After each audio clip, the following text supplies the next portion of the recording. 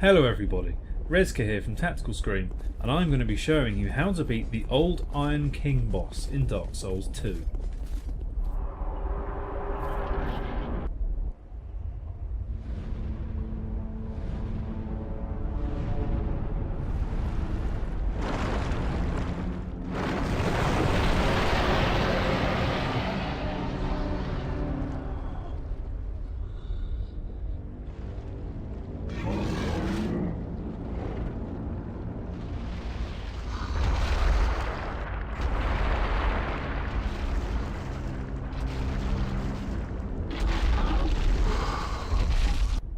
Okay, so this was my very first attempt. As you can see, he's slowly strolling towards me against this epic backdrop of fire and general apocalyptic natures. But what you're going to want to do is not what I'm about to do. Just sit tight, wait a few seconds. This is something you're really going to want to watch out for. The hole in the floor. I died 8 times to that hole in the floor. I'm not going to show you all 8, I'm going to skip forward now to my successful 9th attempt. So here we go, I'm running back in. You notice I've got my smaller shield back out so I can actually see what I'm doing. If you're playing a melee character, you're not going to need your shield at all for this fight. Blocking is not required. You're just going to want to keep your weapon two-handed and keep your flasks handy, because you will likely need them. Now, the Old Iron King has a couple of attacks. One is a one-hand and a two-hand thump.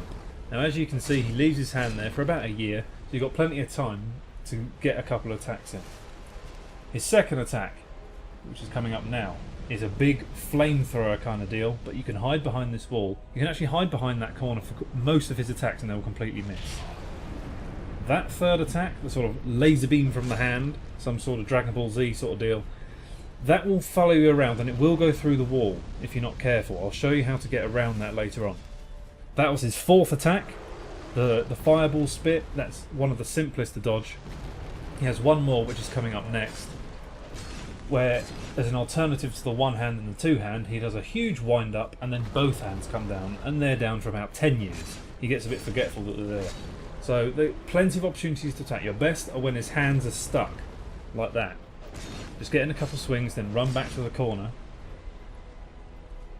and you should be alright. As you can see, it's kind of travelling through the wall. The way to get around this, as he's winding up that laser beam attack, don't run straight to the wall, because it will cut through the wall and likely push you off into the lava behind you. It's not very wide, that bit. So you want to delay it a bit and then run right to the back, preferably in the doorway, and you should be safe. It should miss you all the time. You shouldn't be hit by it if you do it right. Okay, when it gets to about halfway, his ground slams will become fire enchanted, and for a couple of seconds during the hit and after the hit there will be a huge explosion of fire. You do not want to be near that. It doesn't need to make contact with you. If you're near enough, it will knock you back.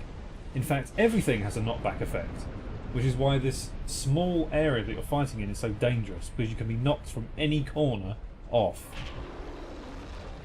And of course he has got that sweep attack that we've only just seen. I think that makes 7 different attacks in total, 3 of which you can easily attack on. The others you're just going to want to dodge by hiding behind the wall. As you can see, I'm using this to great effect, hiding. Why not make use of an exploit if there is one? Make your life easier. Now I hope it will be shown in the video, but if you stay behind the wall for too long, he will sink down into the lava.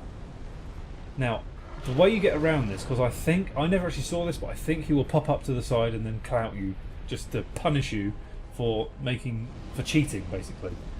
So in order to get around this, if he sinks down into the lava, like that, there we go, just run right into the middle, don't get hit by the little fireballs that come out when he goes down, and he should come up in exactly the same place. Then you can retreat back to the wall again, and just rinse and repeat until he's dead.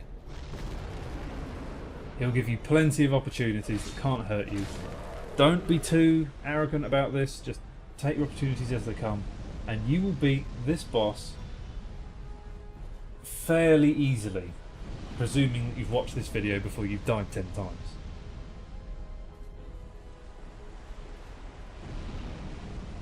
I'm just going to let the fight finish now. I'm going to skip a little bit ahead because it takes forever to get the last couple of hits in.